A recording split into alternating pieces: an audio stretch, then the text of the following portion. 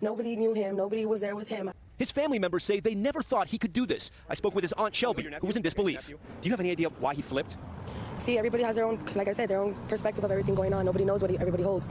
Everybody holds things inside. People go through things and nobody understands. She says she has no idea why he targeted this elementary school. This shouldn't have happened like this. And I'm sorry to all the families. Like, my heart aches. I have babies. My son goes to the same school. Like, my heart hurts for everyone.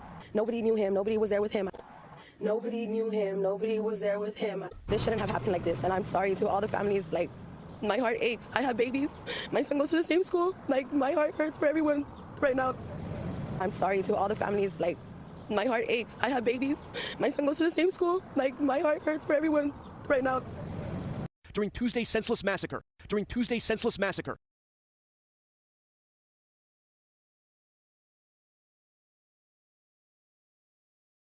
That racist young man took my mother away. I am the eldest daughter of Ruth Whitfield. She was my best friend. What am I to do? What am I supposed to do now? I keep seeing her face coming up everywhere I look, but I can't kiss her, I can't hug her. We were supposed to go see the Temptations play that night, and I have the tickets still on my table. I am trying to forgive, but I'm finding it very difficult, because I'll never see her again. I took my last picture of my mom on Mother's Day, and she was so beautiful, but that picture can't replace her. Nothing can. And I have my family here. We were supposed to go see the Temptations play that night, and I have the tickets still on my table. Coming up everywhere I look, but I can't kiss her, I can't hug her. We were supposed to go see the Temptations play that night, and I have the tickets still on my table.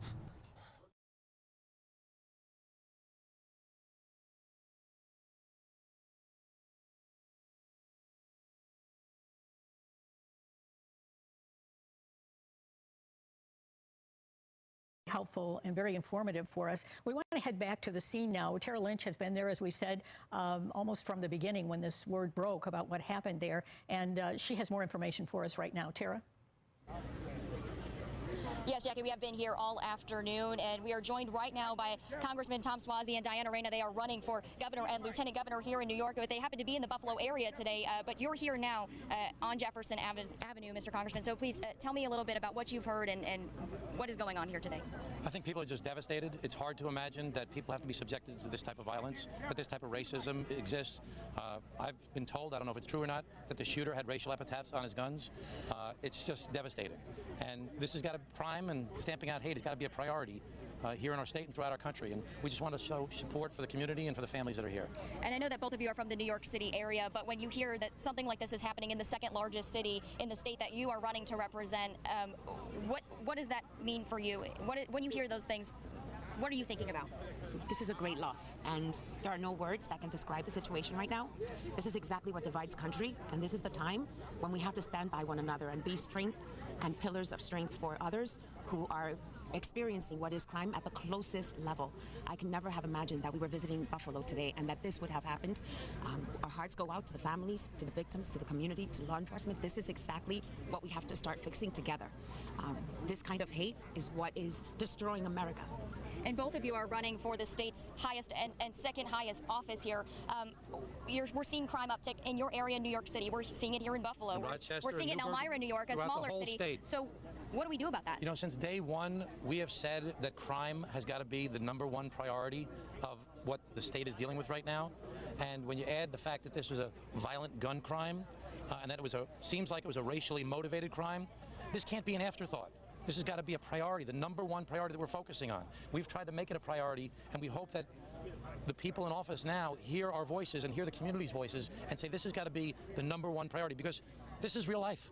Families are suffering right this minute. They're devastated right this minute because their loved ones' lives have been taken away from them. And we cannot treat this as an afterthought. When you say we can't treat it like an afterthought, it sounds like you want to take a proactive approach. How do we be proactive in terms of the gun crime here in New York State? We have to get the guns off the street.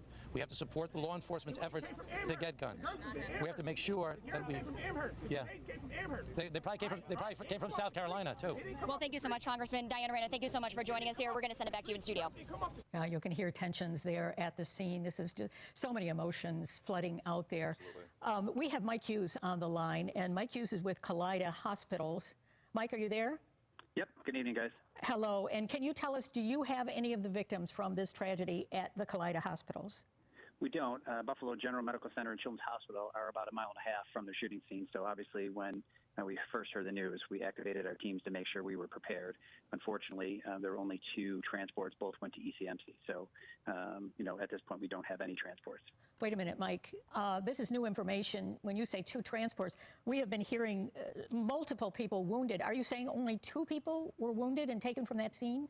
That's the reports we have at this point. Obviously, this stuff is still kind of unfolding, but at this point, we have been told that 2 have gone to ECMC by ambulance. Now, there may have been others that have gone by car. I'm just talking about officially by ambulance. Nobody has walked into Buffalo General. They all acting. That's amazing. It completely validates everything we're doing here.